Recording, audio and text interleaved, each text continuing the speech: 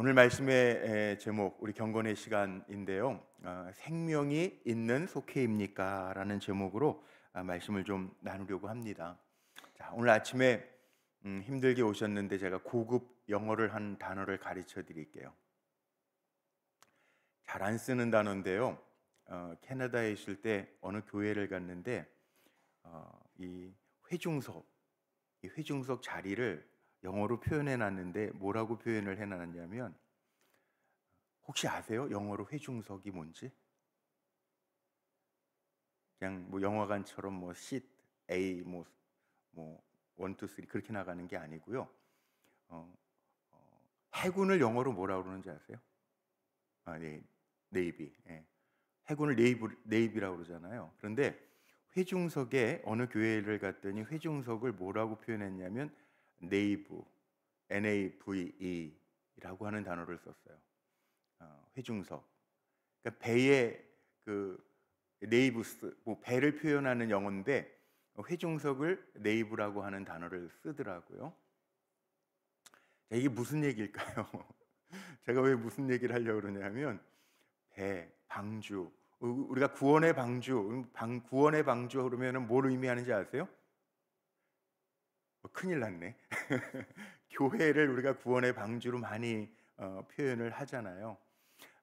그런 것처럼 우리 사실은 어떻게 보면 여기 뭐 편안한 의자에 다 앉아 계시지만 네이브, 회중석, 여러분들은 복된 자리에 앉아 계신 거예요. 믿어지십니까? 세상에 많은 모임이 있지만 교회 공동체 모임은 저는 복된 공동체라고 믿습니다. 그러니까 사실 교회에서는요, 생명을 얻고, 어제 제가 철야에도 우리 금요부흥회에도 말씀 전했지만 교회 공동체에는 뭐가 있어야 되냐면 구원의 기쁨이 있어야 되고요, 그 다음에 생명력이 있어야 돼요. 속회도 마찬가지인 것 같아요. 작은 교회라고 표현하는데 속회, 작은 교회 안에는 뭐가 있어야 되냐면 모일 때마다 구원의 기쁨이 있어야 되고 예수님의 생명력이 있어야 돼요. 우리 속장님하고 인도자님들의 영향이 참 큽니다. 왜냐하면 우리가 모일 때마다 그 생명을 얻어야 되겠죠. 구원의 방주, 교회 뭐 이렇게 표현을 하는데, 제가 왜 네이브라고 하는 단어를 알려드렸냐 하면, 우리가 모이는 그 자리가 하나님의 임재를 경험하고 구원을 경험하고 예수님의 생명력을 경험하는 자리가 돼야 되겠죠. 배를 만드는데 우리 교회 그 해양대학, 부산에 있는 해양대학 출신의 그 권사님도 계시고, 우리 장로님도 계시고, 박원규 장로님도 그러시고, 또 한참 선배 해양대학 2기라고 그러셨나? 또 우리 황혜성 권사님도 계세요. 그런데 그 세월호가 침몰할 때 그게 왜 침몰했느냐, 그 뭐 조사 연구원으로 우리 황 권사님은 갔다 오셨거든요. 그 선박 사고가 나면 그 심사해 주는 분이세요. 그런데 배도요, 이게 견고하게 설계가 잘 돼야 되고, 또 배는 우리 박 장로님도 그 얘기 하시는데, 배도요 중심을 잡기 위해서 배 밑면에는 물을 채우는 거 아십니까? 저도 잘 몰랐는데 언젠가 한번 얘기를 나누면서 그런 얘기들을 해주시더라고요. 그러니까 노아의 방주도요, 참 그 시대에 하나님께서 노아에게 구원의 방주, 야, 생명은 다 거기로 들여서 너와 네 가족들과 또 동물들 가운데에서도 들여서 생명을 보존하게 하되 그랬는데, 이 창세기에 보면은요 나와 있잖아요. 이 배를 만드는 그 기준들이 쭉 있는데, 하나님께서 노아에게 명령하신 그 창세기에 보니까 배를 만들어라, 비를 경험하지 않고 바다를 보지 않았던 사람들에게 배를 만들어라, 그리고 하나님이 명령을 하세요. 300규빗, 이 규빗이라고 하는 게 여기 가운데 손가락서부터 이 팔꿈치까지, 자가 없던 시대니까 이게 보통 성인의 요 팔꿈치서부터 여기까지가 한 규빗이라고 그러는데, 이게 키가 적든지 크든지 간에 대략적으로 한 45cm 정도 된다는 거예요. 집에 가서 재보세요. 정말 그 정도 되더라고요. 그러니까 300규빗이라고 그러면은 얼추 우리가 생각할 때 3, 55, 뭐 50cm까지는 안 잡겠지만 한 150m 정도 좀 안 되겠죠. 그 다음에 여기에 보면은 창세기에 보니까 높이는 30규빗이라 뭐 한 13m 정도 되겠죠. 3, 4, 12에다가 뭐 한 50 곱하면, 그 다음에 넓이가 50규빗, 50규빗이라고 하면 한 22m 정도 될 거예요. 그냥 요즘 얘기로 하면 배가 150m에 이 높이가 5m, 13, 4m에 22m 이 폭 이게요. 배를 요즘에 연구하시는 학자들도 그 사이즈가 그 안정성을 유지하는데 참 적절한 사이즈라는 거예요.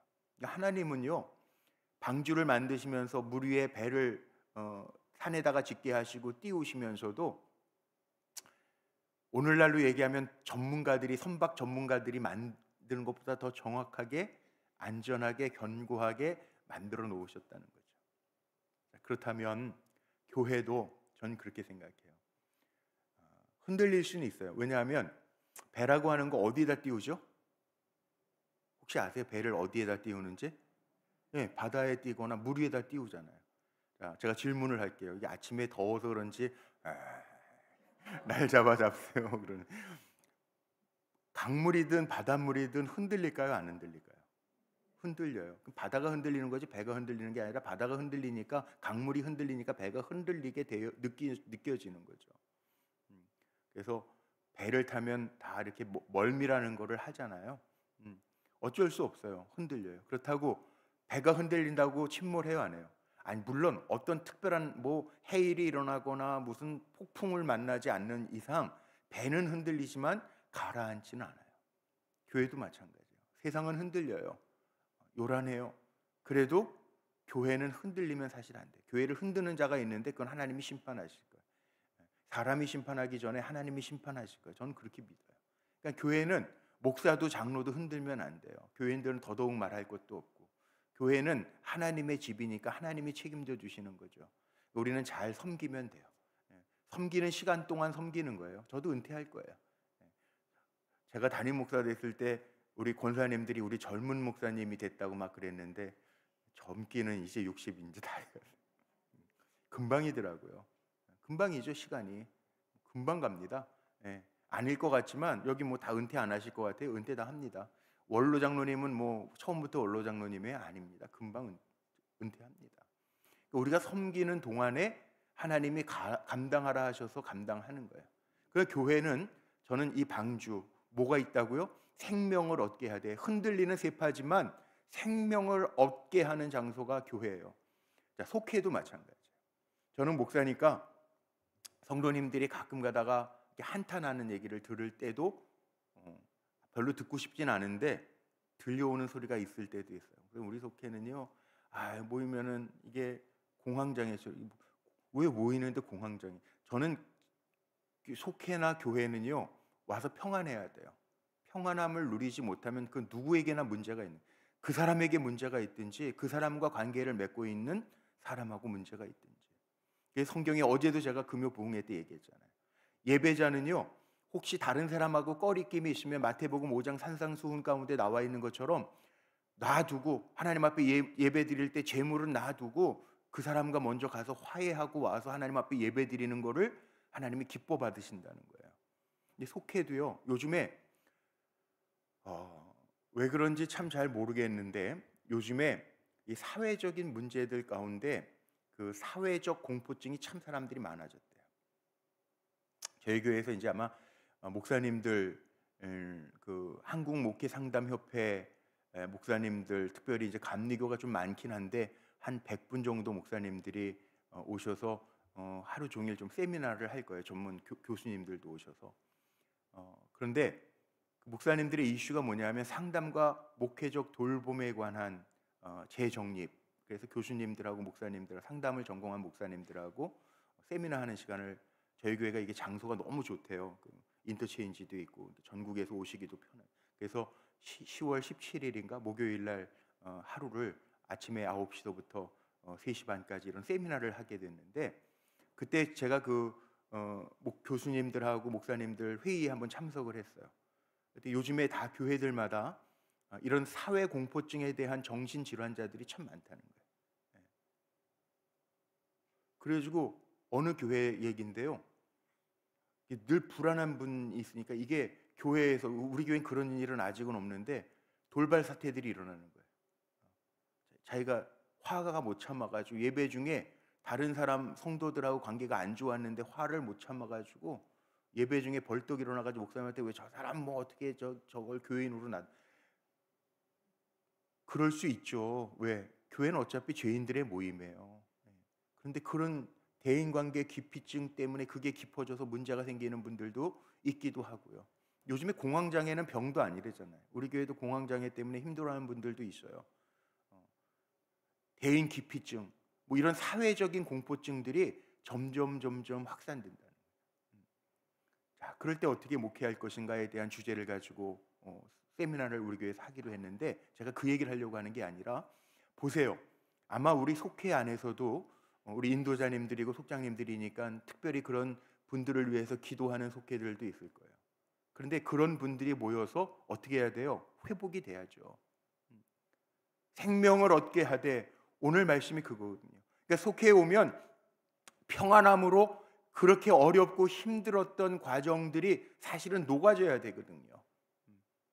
물론 요즘에는 약물 치료도 있고 상담 치료라고 하는 방법들, 툴들이 나왔어요.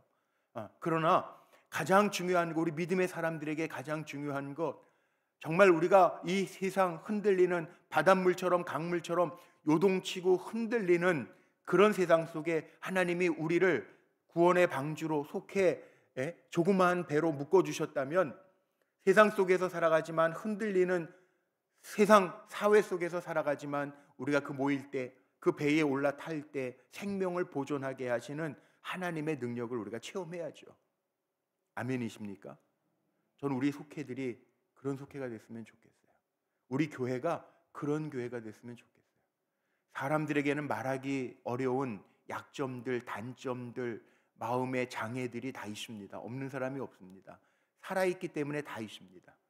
우리가 왜 미움이라는 얘기를 합니까? 용서라는 얘기를 왜 합니까? 있기 때문에 그런 거예요. 다 있다고, 사람들의 마음에.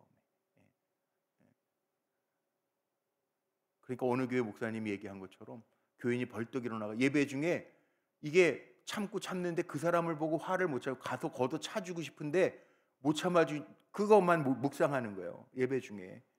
그러니까 설교하는데 갑자기 벌떡 일어나더니 목사님 왜 저런 사람을 놔뒀습니까? 가서 걷어 차야 되는데, 이런 얘기를 한다니까요. 얼마나 당황스럽겠어요. 우리 교회는 없어요. 예전엔 있었어요. 저한테 찾아와서 막 그런 분들도 있었어요. 저는 그래서 동관계 같은 거 하지 마라. 사업도 같이 될 수 있으면 그게 참 좋을 때 좋은 관계인데 이게 꼬이면 문제가 되더라고요. 투자도 같이 하면 문제가 되더라고요. 그러니까 예배 때마다 힘든 거예요. 예배가 기쁨이 안 되고, 목사님은 왜 저 사람 놔두나, 사기꾼 같은 사람인데, 그건 자기가 당한 거지 다른 사람은 모르잖아. 다른 사람들은 그 사람에 대해서 그렇게 평가 안 하는데, 그런 문제들이 있더라고요. 그런 관계들이 있다는 거예요. 그런 관계들이 없었으면 좋겠지만 사람과 사람과의 관계가 있더라는 거예요. 형제들 간에도 그렇지 않아요? 형제들 간에도, 가정 안에서도 뭐 때문에 삐지면 그게 괜히 미워지잖아요. 그 미움만 묵상하면 어려워지잖아요. 속회에서 뭐 합니까? 예배를 통해서 주님의 마음을 선포하고 그 마음을 받고, 그러면 바깥에는 흔들리지만 그 흔들리는 것 때문에 배도 흔들릴 수 있지만 침몰하진 않잖아요. 어떤 정말 큰 해일이 일어나지 않는 한 침몰하진 않잖아요. 그래서 우리 교회도 또 우리 성도님들이 섬기는 속회도 험한 바다 위에 떠 있지만 흔들리지 아니하고 믿음을 지키며 항해할 수 있는, 그래서 바다에 떨어지면 죽는 거지만 배 안에 있기 때문에, 그래서 회중석은 그런 것 같아요. 복된 자리라는 게 있잖아요. 시편 1편에 보면 악인이 없는 게 아니라 악인들은 있어요. 그런데 악인의 꾀를 따라가지 않잖아요. 오만한 자리가 없는 게 아니라 오만한 자리는 있어요. 세상에 높아지려고 그러고 자기 자랑하는 사람들이 있어요. 그런데 그 자리에 앉지 않잖아요. 복 있는 사람은 하나님의 말씀을 주야로 묵상하며 사는 사람, 그래서 시절을 쫓아 과실도 맺고 그 잎이 청청하다라고 말씀하잖아요. 복 있는 자리가 있단 말이에요. 복 있는 자리가 어디예요? 오늘 여러분이 앉으신 그 자리, 속회 모임의 자리가 복된 자리가 되어야 할 줄로 믿습니다. 세상은 흔들리지만 가라앉지 않잖아요. 배는 쉽게 가라앉지 않아요. 왜? 하나님이 만드셨는데 쉽게 가라앉겠어요? 저는 그렇게 생각해요. 교회도 문제가 전혀 없는 교회는 사실은 없어요. 문제 없는 교회가 어디 있어요? 살아있다라고 하는 것 자체가 다 문제입니다. 오늘 아침에 일찍 출근해서 말씀도 준비하고, 또 저는 종이 신문으로 안 보니까 인터넷으로 이렇게 신문들을 몇 가지 봐요. 극우 신문도 보고 극좌 신문도 봐요. 중심을 유지하려고 저는.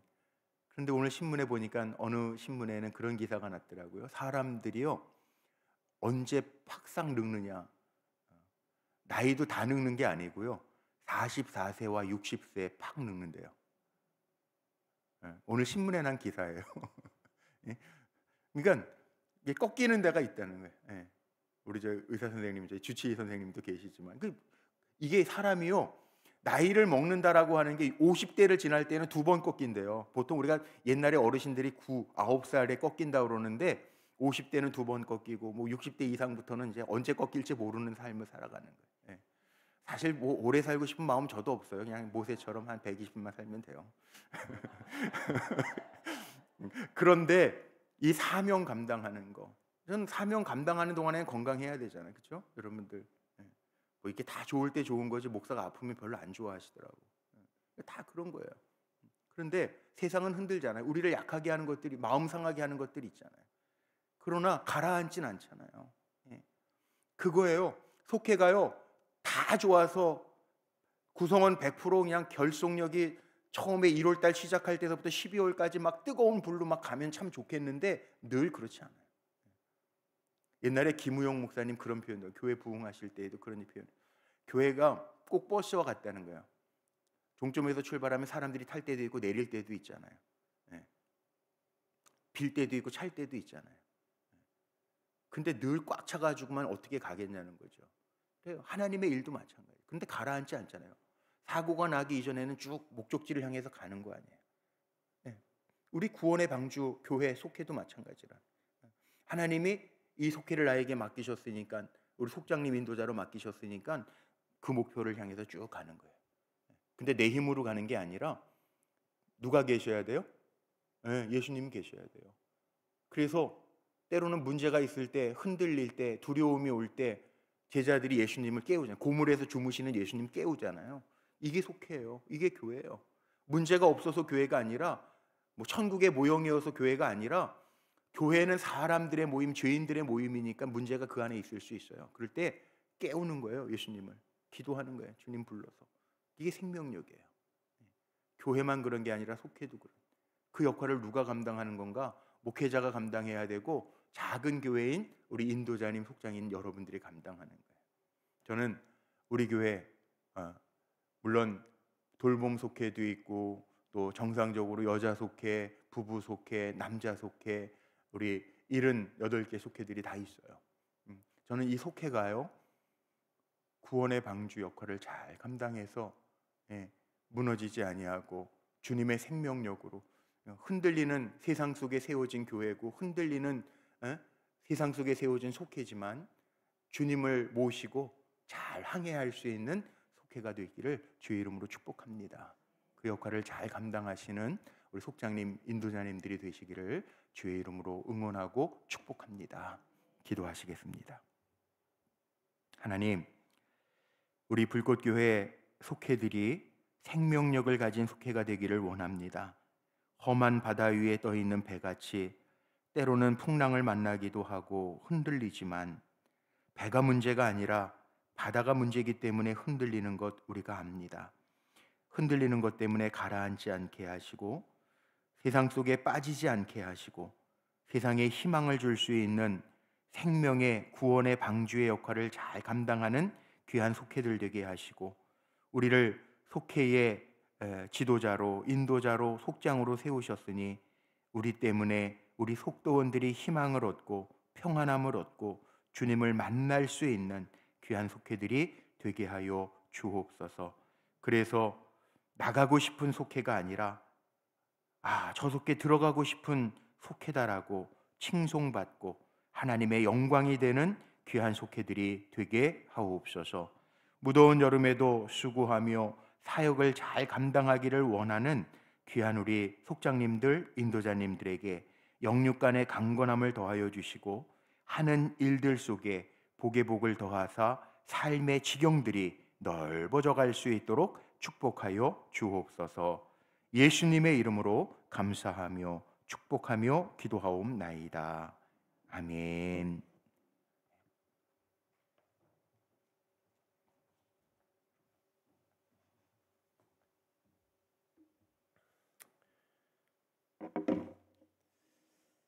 네, 광고 교회 행사 일정 알려드리겠습니다.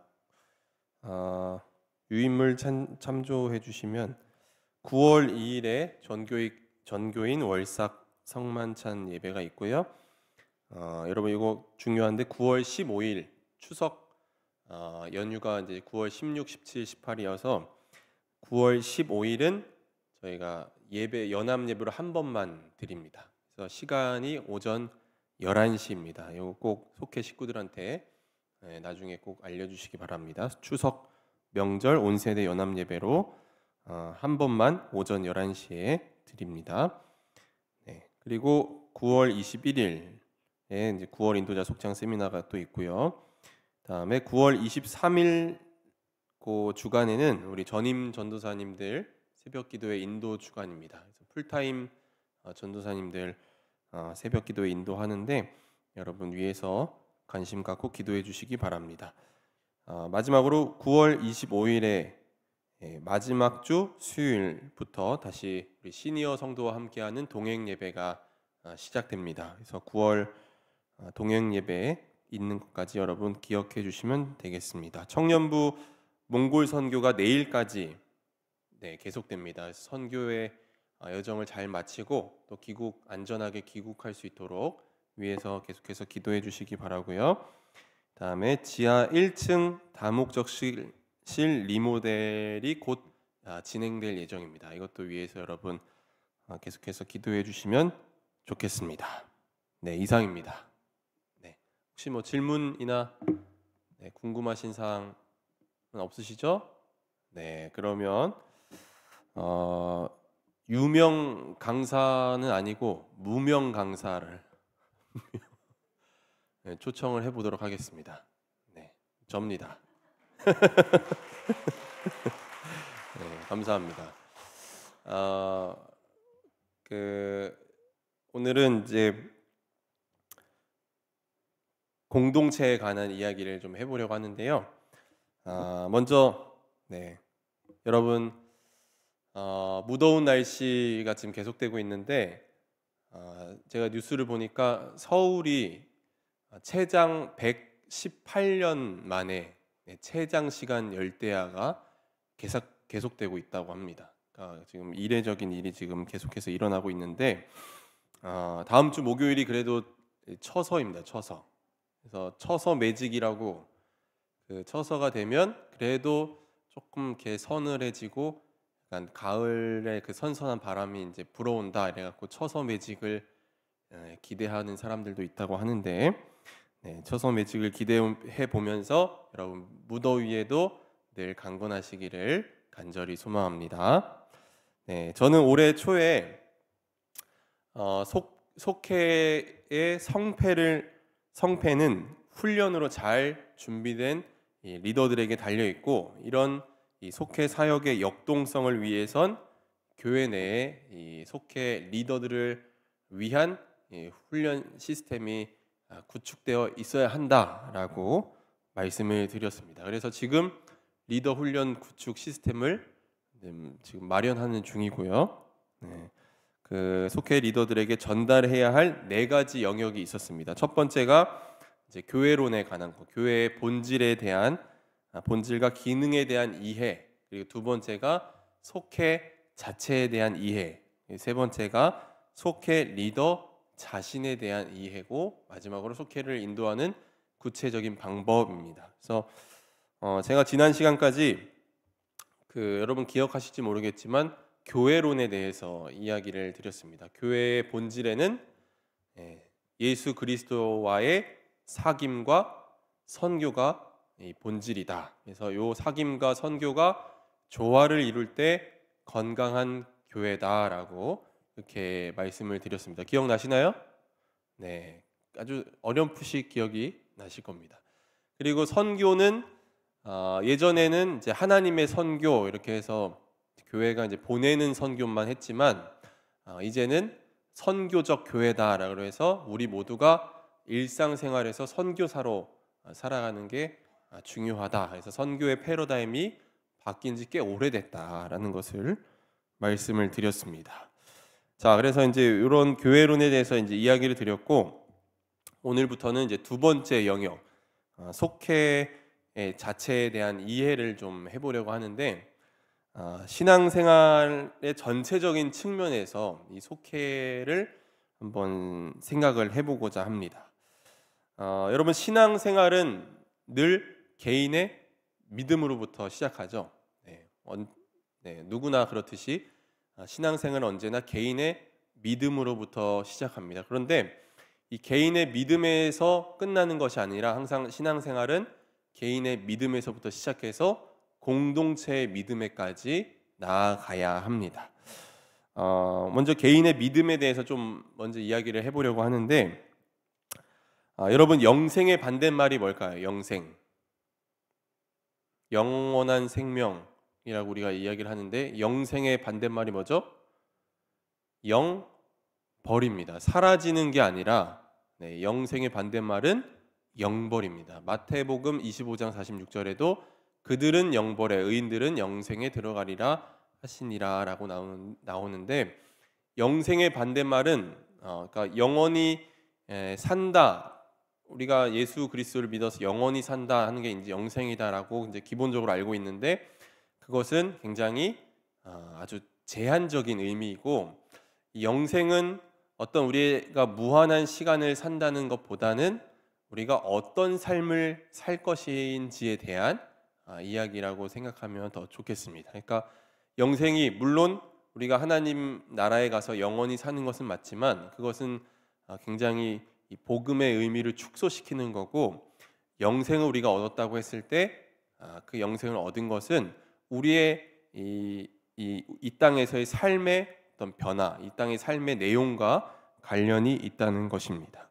예수님이 요한복음 10장 10절에서 뭐라고 말씀하셨습니까? 자신이 이 땅에 오신 이유를 말씀합니다. 우리 같이 한번 읽어보겠습니다. 시작. 내가 온 것은 양으로 생명을 얻게 하고 더 풍성히 얻게 하려는 것이라. 담임 목사님도 좀 아까 말씀하셨지만 예수님이 이 땅에 오신 목적은 생명을 풍성하게, 더 풍성하게 하기 위해서 오셨다는 것입니다. 우리로 하여금 단순히 오래 사는 것이 아니라 우리로 하여금 풍성한 생명을 약속하셨습니다. 이 풍성한 생명이 언제부터 시작될까요? 예수 그리스도를 믿는 그 순간부터 우리에게 풍성한 생명이 시작되는 것입니다.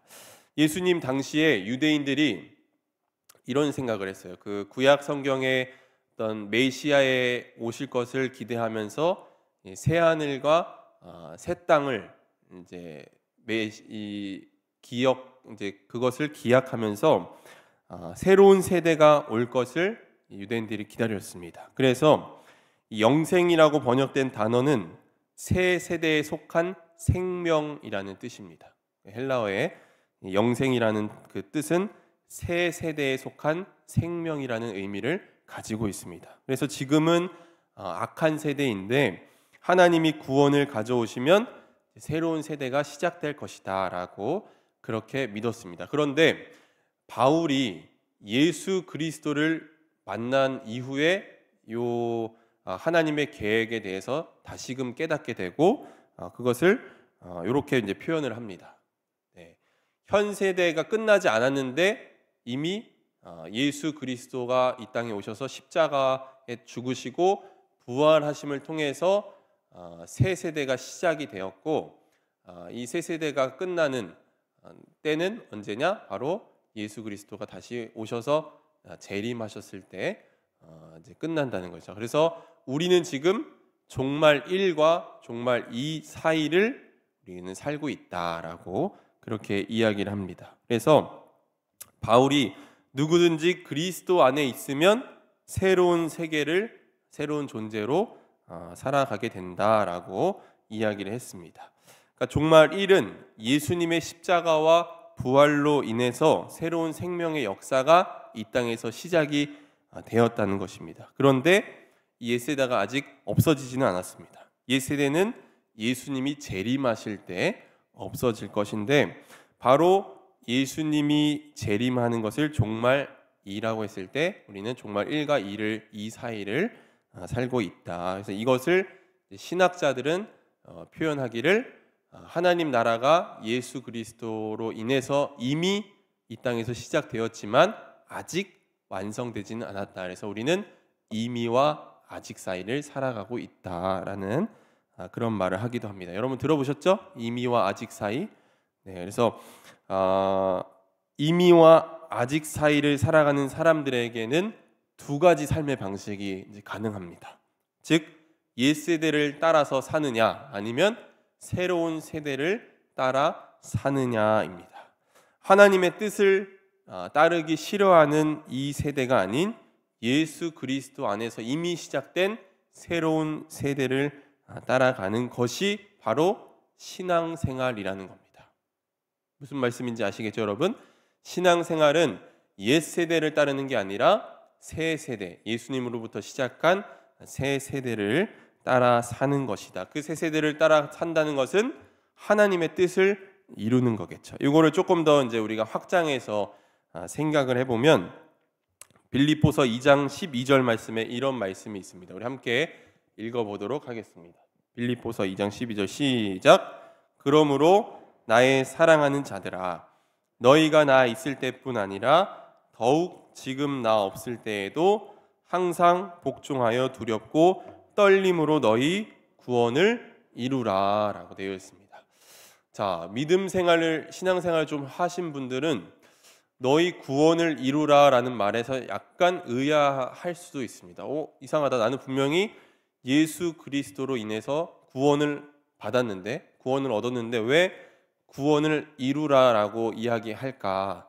왜 그렇죠, 여러분?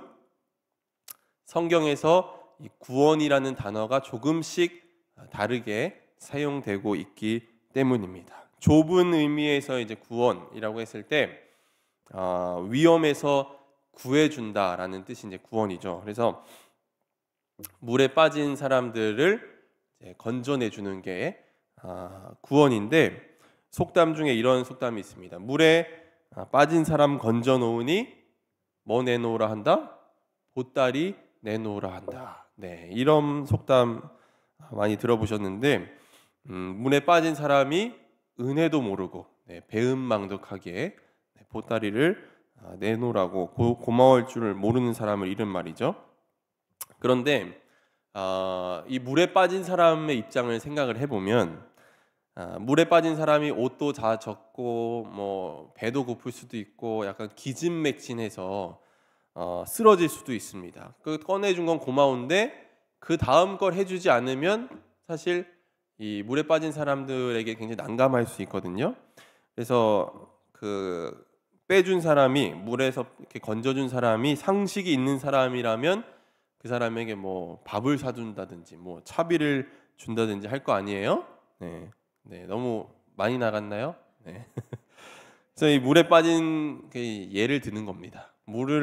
이 물에 빠진 사람을 건져내는 것이 구원이라고 정의를 한다면 이미 구원받았다가 맞습니다. 그런데 집까지 데려다 주는 게 구원이라고 한다면 구원을 이루라라는 게 맞다는 거죠. 네. 그러니까 쉽게 말하면 요한복음 3장 16절에서 하나님이 세상을 이처럼 사랑하사 독생자를 주셨으니 이는 저를 믿는 자마다 뭐하지 않고 멸망하지 않고 할 때, 이 멸망하지 않고에 해당하는 것은 내가 구원을 받았다는 것입니다. 그런데 구원을 이루라라는 것은 하나님의 구원받은 사람으로서 하나님의 뜻을 이루어가는 것이 바로 구원을 이루라라는 말입니다. 다시 말해서 구원의 시작은 관계의 회복입니다. 하나님과의 끊어진 관계, 죄로 인해서 끊어진 관계의 회복이지만 구원의 완성은 뭐다? 존재의 변화이다. 그래서 구원을 이루라라는 말이 바로 이 의미입니다. 하나님이 우리를 이렇게 구원 물에 빠져 있는 저희를 이제 건져 주셨는데 하나님이 우리에게 너희들이 알아서 이뤄내라고 하지 않으십니다. 하나님은 우리 안에서 성령을 통해서 계속해서 일하십니다. 그래서 성령은 우리 안에 소원을 심어주세요. 빌립보서 2장 13절 말씀 우리 다 같이 한번 읽어볼게요. 시작.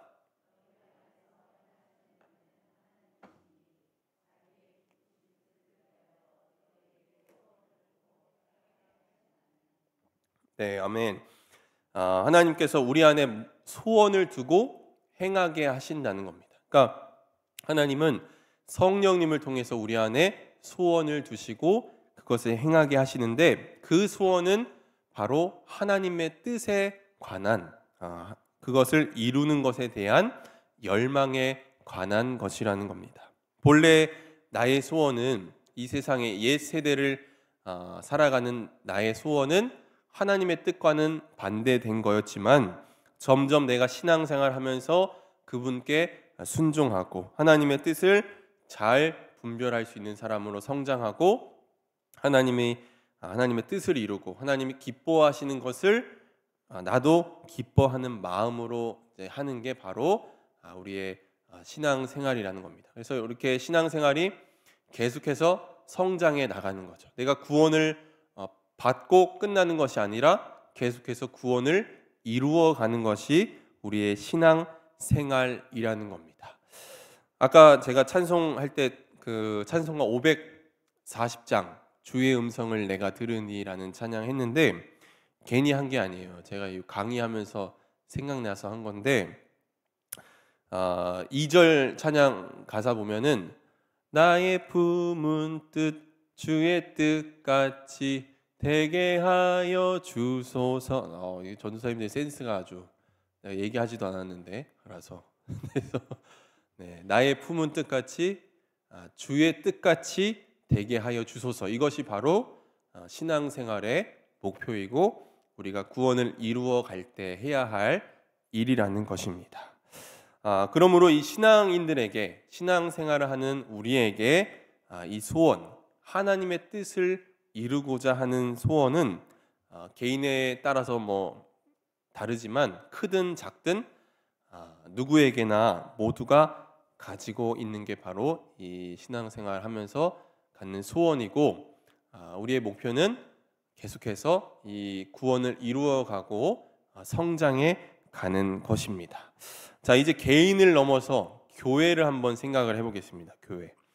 여러분, 교회의 1차적인 과제가 무엇일까요? 네, 바로 이렇게 또 이건 조금 늦게 해줘도 되는데 교회의 1차적인 과제는 뭡니까? 성장입니다. 성장. 근데 이 성장에서 양적 성장을 말하는 것은 아닙니다. 물론 건강한 교회가 일반적으로 건강한 교회가 양적으로도 성장하게 되어 있는 것은 맞습니다. 그런데 반대로 숫자가 늘어난다고 해서 건강한 교회는 아니라는 것입니다.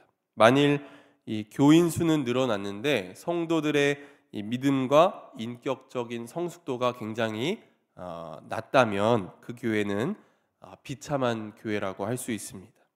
이 교회의 성장의 목표는 결국 개인의 영적 성장입니다.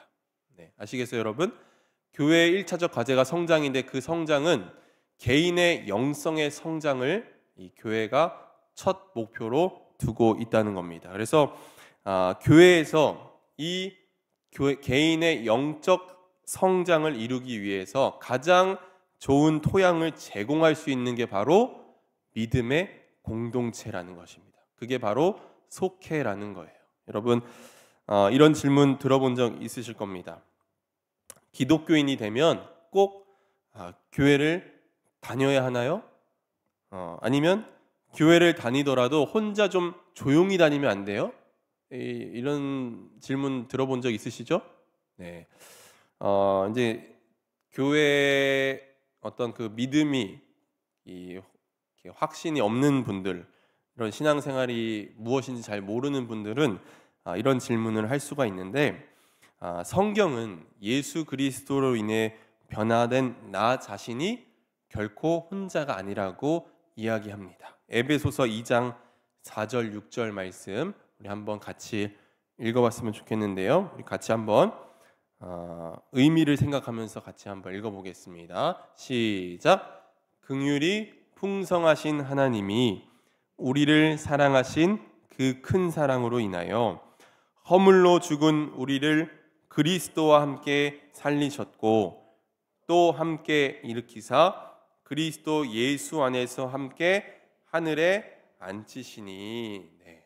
이 바울 서신에 보면 갈라디아서 2장 20절 같은 경우는 중심이 나입니다. 나. 그리스도의 존재로 변화된 나에 대해서 이야기하는데 에베소서 같은 데 보면은 나 개인이 아니라 우리를 같이 이야기를 하고 있습니다. 그래서 이 본문에서 우리라는 단어를 우리가 주목해서 보면 주어가 우리인데 우리가 함께 살리심을 받고 또 우리가 함께 일으킴을 받아서 지금 함께 하늘에 앉았다라고 이야기를 하고 있다는 것입니다. 여러분 옆에 계신 분들 한번 얼굴을 쳐다보세요. 네, 빛이 납니까, 여러분? 네. 여러분 옆에 계신 분들은 지금 잠깐 보고 그만 볼 사람들이 아닙니다. 네? 이사를 가시더라도 멀리 떠나시더라도 언젠가 하늘나라에서 같이 만나서 같이 하나님 옆에 앉아 있을 사람들이 바로 여러분 옆에 계신 분들입니다. 여러분 속해 식구들도 잠깐 보고 말 사람들이 아니라 계속해서 우리가 지금부터 영원토록 함께 할 사람들입니다. 하나님은 우리를 공동체로 불러주셨습니다. 우리를 믿음의 공동체로 불러주신 줄 믿습니다. 공동체가 중요한 이유에 대해서 이제 몇 가지 이야기를 하고 마치려고 하는데 여러분 먼저 공동체는 우리가 함께 예배하는 가운데 성령님이 역사하십니다. 믿음의 공동체가 함께 예배할 때 성령의 역사가 있는 줄로 믿습니다. 예배 가운데 우리가 하나님에 대한 사랑을 고백하고 찬양하고 또 말씀을 듣고 하나님의 뜻을 깨닫습니다. 내 의지를 꺾고 하나님의 뜻에 순복하게 되고 세상이 줄 수 없는 치유를 경험하기도 합니다. 이 공동체의 예배를 통해서 하나님은 우리를 만들어 가시는 줄 믿습니다. 그래서 여러분 속회 예배가 굉장히 중요한 거예요. 여러분 믿음의 공동체에서 드리는 그 예배를 통해서 하나님이 우리를 만들어 가신다는 것 여러분 기억하시기 바랍니다. 이 세상을 따르지 않고 하나님의 선하시고 기뻐하시고 온전하신 뜻을 따라 사는 일은 공동체 예배를 통해서 가능하다라는 것을 여러분 기억하시고 여러분 속해 예배를 소중하게 여기시기 바랍니다. 성도의 성장을 가리켜서 성화, sanctification이라고 하는데 이 구약 성경에서 하나님 앞에 드리는 예물을 깨끗하게 하는 과정을 이제 성화 거기서 나온 말이거든요. 그러니까 성화는 내가 하나님께 예배하기에 합당한 사람이 되어 가는 것입니다. 너희 몸을 하나님이 기뻐하시는 거룩한 산 제물로 드리라라는 말씀이나 너희의 구원을 이루라라는 말씀이나 다 같은 말씀이고 이 모든 말씀들이 바로 공동체가 함께 이루는 성장의 과정을 의미한다는 것입니다. 두 번째로 믿음의 공동체가 함께 예배하는 게 이제 중요한 게 바로 이 속회 안에서의 그 관계와 나눔인데 여러분 1세기 초대교회가 대부분 가정에서 모였습니다. 가정교회로 이제 시작한 것을 여러분 다 알고 계실 텐데 교회 건물이 없어도 활력 있는 공동체를 유지할 수 있었던 것은 복음 안에서 함께 삶을 나누고 또 신앙을 세워가는 모습이 그들에게 있었기 때문입니다. 그 안에서 가난하든 부하든 지위가 높든 낮든 상관없이 마음을 열고 하나 되는 역사가 이 소그룹 안에서 있었다는 것입니다. 오늘날 건강하게 성장하는 많은 교회들, 행복하다고 고백하는 많은 그리스도인들은 이 믿음의 공동체 안에서 예배뿐만이 아니라 이 속회 안에서 친밀한 이 속회, 소그룹 안에서의 그 나눔과 또 믿음을 세워가는 일을 통해서 참여하고 있는 이들이 그런 은혜를 경험한다는 이야기가 많이 있습니다. 그렇게 여러분 속회가 참 중요한데 나눔에 대해서 우리가 좀 생각을 해보면 부부 속회를 예로 들어보면 부부가 함께 이제 소그룹에 참여를 했습니다. 그런데 이 부부 사이에 몰랐던 속마음을 속회 안에서 이야기할 때가 있어요, 없어요, 여러분? 네, 그럴 때가 가끔 있어요. 네, 부부끼리는 전혀 모르고 있었는데 갑자기 이 속회 안에서 이야기를 하는 거예요. 그것을 서운해하시면 안 됩니다. 네, 그걸 서운해할 게 아니라 오히려 이제 집에 오면서 당신 그런 일 있었어? 나도 몰랐는데 이야기해줘서 참 고맙다. 그래서 그 속회 안에서 나눔을 통해서 이야기를 하게 되는 거죠. 그래서 이 두세 사람이 내 이름에 모인 곳에는 나도 그들 중에 있느니라라고 약속하신 것처럼 우리 가운데 성령 하나님이 함께 계시기 때문에 우리가 그 깊은 마음을 내놓을 수 있는 거죠. 그러니까 뭐 부부 사이가 뭐 이렇게 때로 이야기할 수도 있지만 그렇게 이야기하지 못하는 것들이 우리가 성령 안에서 하나의 모인 공동체 안에서 이야기하게 될 때가 또 많이 있다는 겁니다. 예전에는 우리 남자분들이 이제 우리 아내 되실 분들에게 청혼을 하면서 이런 고백을 많이 했습니다. 평생 행복하게 해줄게. 네, 물론 반대로 우리 남편 되실 분들에게 평생 행복하게 해줄게. 당신 눈에서 눈물 안 나게 해줄게. 라고 이렇게 말씀을 다 들어보셨죠? 네, 과거에 많이 다 지금도 들으십니까?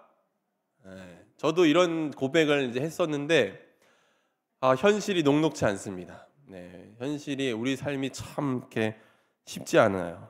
우리가 아름다운 마음을 가졌는데 그 마음대로 살기가 얼마나 어려운지 우리 인생길에 항상 이 슬픔과 고통이 도사리고 있는데 남편이 아무리 자상하고 능력이 있어도 아내가 아무리 지극히 아껴준다고 할지라도 피할 수 없는 현실이 우리에게 있습니다. 절대로 울지 않게 해줄게 라는 말보다 대신에 절대로 혼자 울지 않게 해줄게 라는 말이 오히려 더 현실적이고 더 마음에 와닿는 말일 수 있을 것 같습니다. 서로의 마음 아픈 순간에 함께 울어줄 수 있는 사람만 있어도 얼마나 여러분 큰 힘이 됩니까?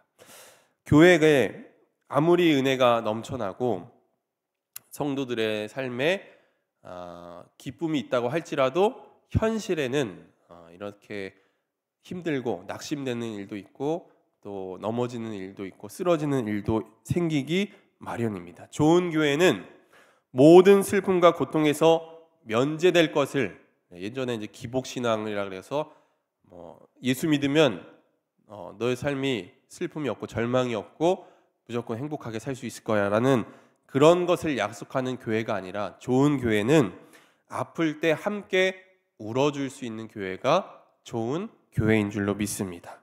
저는 우리 불꽃교회가 아무도 혼자 울지 않는 교회가 되었으면 좋겠습니다. 어떤 교회 여러분? 아무도 혼자 울지 않는 교회. 네, 우리가 울 수 있는데 내가 그런 슬프고 낙심한 일이 있을 때 내 삶을 나누고 함께 내 마음에 대해서 공감해주고 그 사람의 아픔을 치유해 줄 수 있는 함께 울어줄 수 있는 그런 성도들이 많은 교회가 되었으면 좋겠습니다. 오늘 예배에 몇 명이 나왔나 이런 게 아니라 오늘 누구의 얼굴이 보이지가 않네. 늘 그런 마음으로 저희는 체크를 하고 있는 겁니다. 그래서 한 사람의 안위에 우리가 관심을 갖는 교회가 바로 건강한 교회, 좋은 공동체다. 이런 교회는 함께 만들어 가야 합니다. 모든 성도가 속회에 열심히 참여하는 토대 위에서 함께 우리가 건강한 교회를 세워갈 수 있는 줄로 믿습니다. 이 서로 간의 사귐이 깊어질수록 하나님의 사랑도 더 깊이 경험할 수 있게 될 것입니다. 이 마지막으로 바울이 생각했던 이 교회, 이 바울이 생각했던 그 완전히 새로운 공동체에 대한 이야기를 하고 마치려고 하는데, 바울이 생각하는 교회는 한마디로 서로 함께의 공동체였습니다. 이 바울이 많이 사용하는 단어 중에 서로라는 말이 굉장히 많이 바울 서신에 보면 등장하는 것을 알 수 있는데, 서로 받아들여라, 서로 용서하라, 서로 다정하게 대하라, 서로 존경하기를 먼저 하라, 서로 한 마음이 되어라, 서로 덕을 세우라, 서로 권면하라 라는 등등 서로라는 말이 굉장히 많이 나옵니다. 바울 서신에 보면 이 서로와 결합되는 단어들을 모두 종합을 해서 보니까 바울이 지향하는 공동체는 누군가를 환대하는 공동체라는 것입니다.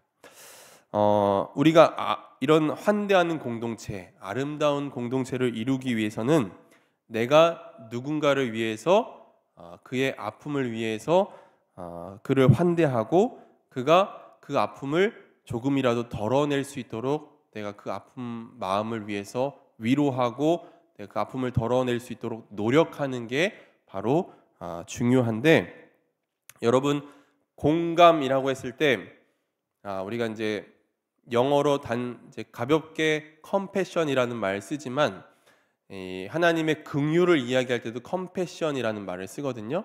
근데 이 하나님의 긍휼에 담긴 컴패션은 그 사람의 아픔에 단순히 내가 마음으로 공감하는 게 아니라 그것을 넘어서서 그가 다시 그의 삶이 회복될 수 있도록 돕는 것까지가 바로 컴패션, 하나님의 긍휼입니다. 그러니까 우리가 누군가를 환대한다고 할 때 단순히 그 사람의 마음 아픔에 감정적으로 공감하는 것에 그치는 게 아니라 그의 아픔을 덜어줄 수 있도록 노력하는 것까지가 바로 우리가 해야 할 컴패션, 긍휼의 일이라는 것입니다. 그런데 우리가 한대의 공동체를 이루기 위해서, 아름다운 공동체를 이루기 위해서 내가 누군가를 환대하는 것도 맞지만 거기서만 그쳐서는 안 되고 사실은 감사하는 마음으로 누군가에게 의존할 수 있어야 합니다. 뭐라고요, 여러분? 누군가에게도 우리가 의존할 수도 있어야 된다는 겁니다. 그러니까 여러분들이 이제 지역장님이시고 교구장님이시고 속회 인도자 속장님이시기 때문에 항상 속회 식구들을 이렇게 양이라 생각하고 잘 양육하는 것은 맞습니다만 거기서 그쳐서는 안 되고 여러분도 그들을 의존하고 그들에게 신세를 질 줄 알아야 한다는 겁니다. 이게 무슨 말이냐면 줄 것만 있고 받을 게 없는 사람은 관계에 실패한 사람이잖아요. 이 믿음의 공동체도 그러하다는 것입니다. 내가 누군가에게 환대를 제공하고 누군가의 어려움을 덜어주기 위해서 내가 봉사하고 헌신해야 하지만 나의 연약함을 드러내고 나도 누군가에게 도움받기를 원한다는 존재라는 것을 여러분도 그리스도 안에서, 성령 안에서 오픈해야 되는 겁니다. 무슨 말씀이신지 아시겠죠? 그럴 때 이 속회 안에서 우리 속회 식구들과 우리 인도자 속장님들 사이가 더욱더 끈끈한 관계가 될 수 있는 것입니다. 그래서 서로 함께 공동체의 목표가 있습니다. 그것은 모든 사람이 교회의 머리이신 그리스도에게까지 장성해 가는 것입니다. 우리가 그리스도라고 하는 표대를 향해 나아가는 사람들인데 이게 직분을 받은 우리들만 성장해 가는 게 아니라 부름을 받은 그리스도의 몸으로 부름받은 모든 사람들의 목표가 바로 그리스도에게까지 성장해 가는 것입니다. 그래서 문제는 자라지 않는 데 있습니다.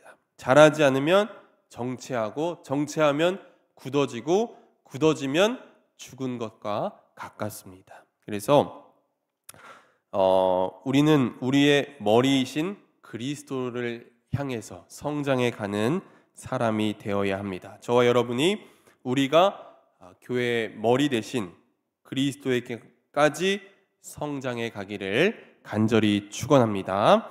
그래서 정리해 보면 신앙생활은 개인의 영적 성장으로 시작되고 개인의 영적 성장에 가장 좋은 토양을 제공할 수 있는 게 바로 믿음의 공동체이고 그게 바로 속회다. 공동체는 내 믿음이 사적으로 전락하는 것을 막아주고 개인주의 신앙이나 이기적인 신앙. 그러니까 여러분 그 사이비가 문제가 뭐냐면 항상 그 개인의 신앙을 이기적으로 만들고 개인주의적으로 극단적으로 만드는 데 있습니다. 여러분 그 사이비에 빠진 사람들 보면 가족들도 없잖아요. 네. 그러니까 항상 신앙이라는 것은 개인의 영역에 머물러 있어서는 안 되고 공동체의 믿음에까지 나아가야 한다. 그래서 공동체는 믿음이 사적으로 전락하는 것을 막아주고 개인의 신앙이 고립되거나 독단적이지 않게 해주는 것이다. 그래서 누구나 삶의 위기를 경험하고 영적으로 메마른 때를 경험하는데 우리가 속회 안에서 나눔을 통해서 우리의 믿음이 더욱더 성장할 수 있다. 이 모든 과정을 이끄는 힘을 우리는 예배를 통해서 공급받게 되는 것입니다. 라는 것입니다. 네, 그래서 오늘 속회의 위치에 대해서 신앙생활의 전반적인 측면에서 이 속회의 위치가 어떤지 제가 말씀을 드리고 싶었고 개인의 성장을 위해서 속회는 믿음의 공동체는 너무나도 중요한 것이다라는 겁니다. 마지막으로 죄송합니다. 계속 마지막으로라고 해서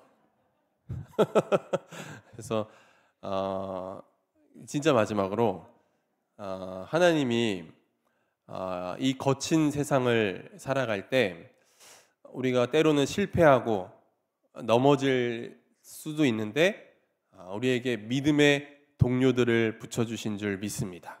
우리에게 믿음의 공동체를 하나님이 붙여주셨는데 여러분 우리가 두려움과 절망에 빠지지 않을 수 있는 이유는 뭐냐면 우리에게 바로 믿음의 동료가 있고 믿음의 공동체가 있기 때문입니다.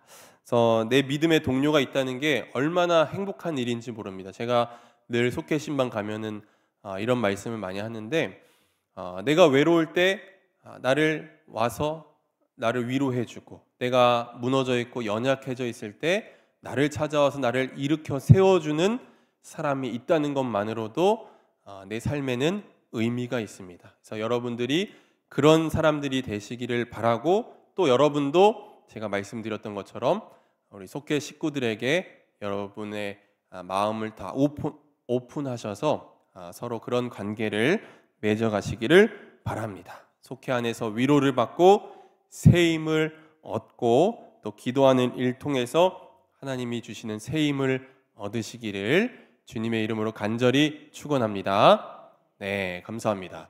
그러면 짧게 우리가 함께 나눔을 지금 속회 안에서 나눔하는 거 이야기했는데 서로의 마음을 좀 오픈하면서 같이 한번 나눔을 했으면 좋겠습니다. 나눔 질문 없어요?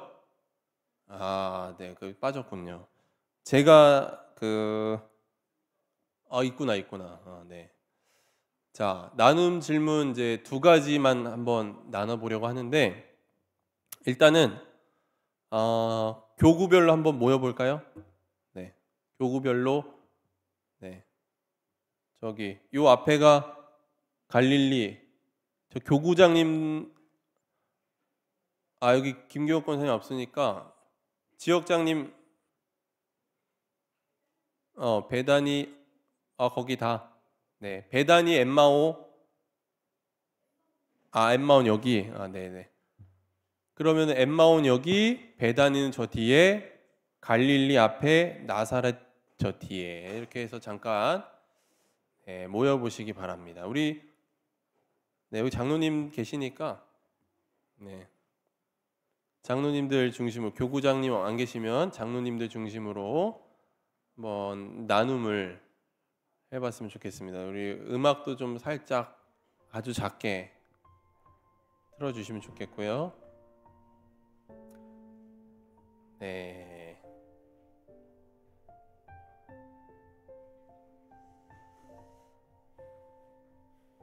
자, 여러분 제가 첫 번째 질문을 드리겠습니다. 첫 번째 질문을 드릴 텐데 제가 아까 그 말씀드렸죠.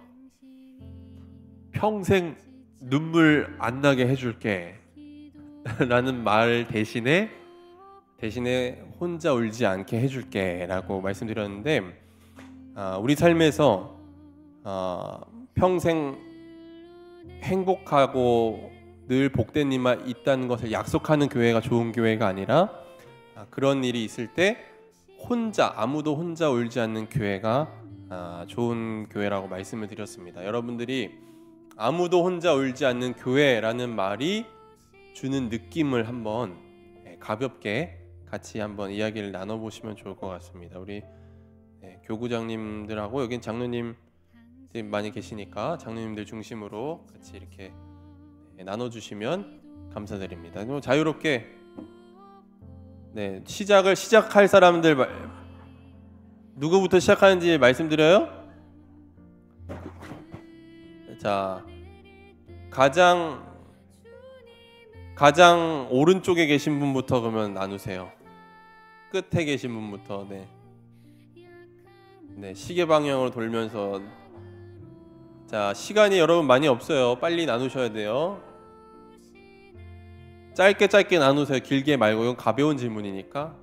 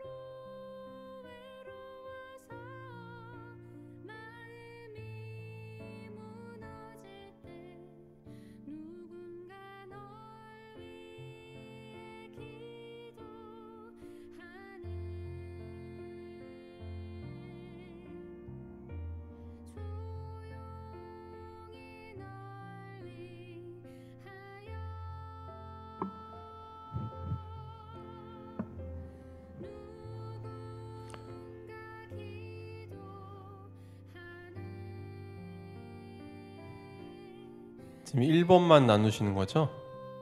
1번만. 아, 그래요? 앞서 나가시는.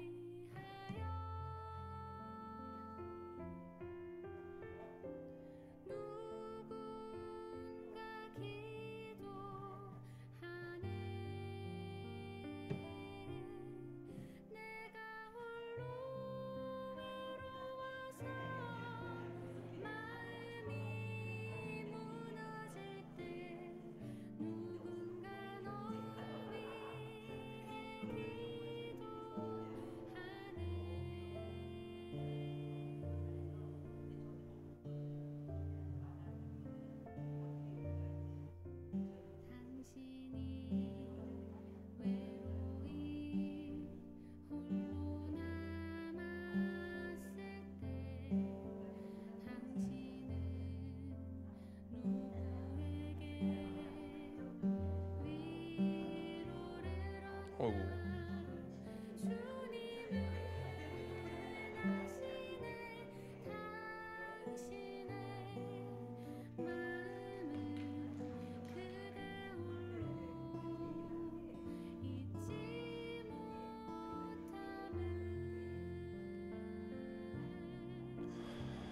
자, 2번 질문. 시간이 많지 않습니다, 여러분. 2번 질문. 서로 함께 공동체를 이루기 위해서 우리 속회에 필요한 건 뭘까?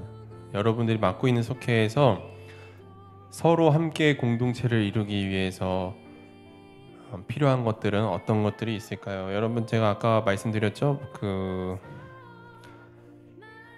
환대하고 이런 것도 있지만 인도자 속장님들이 오픈하는 것도 있고,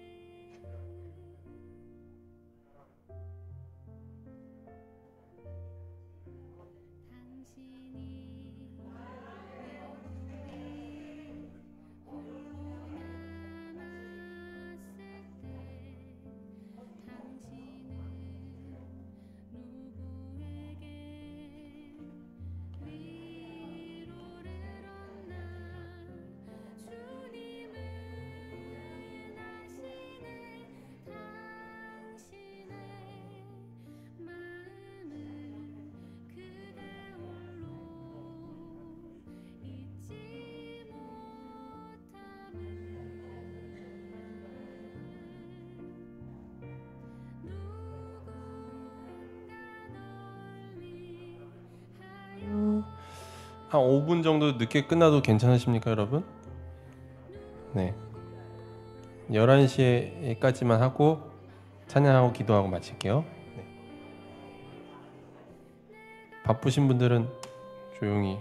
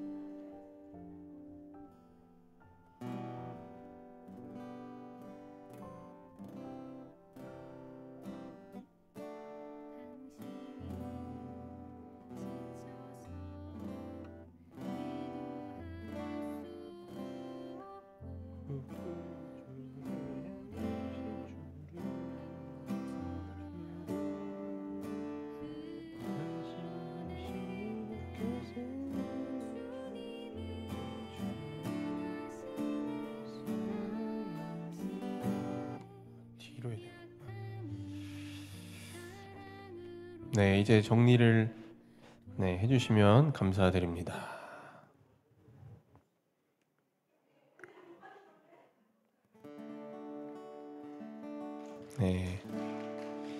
네, 여러분 나눔 잘 하셨죠? 네, 제가 다 듣지는 못했지만 좋은 이야기들이 나왔을 거라 믿습니다. 지금 있는 그 자리에서 우리 함께 찬양하고 또 서로를 위해서 기도하는 시간 갖고 마치도록 하겠습니다. 우리 같이 찬송 이제 십자가 그 사랑 같이 한번 해볼게요. 십자가 그 사랑. 십자가 그 사랑 멀리 떠나서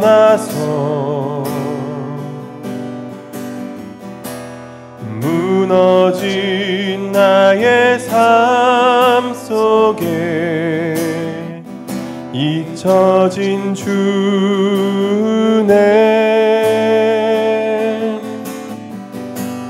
돌 같은 내 마음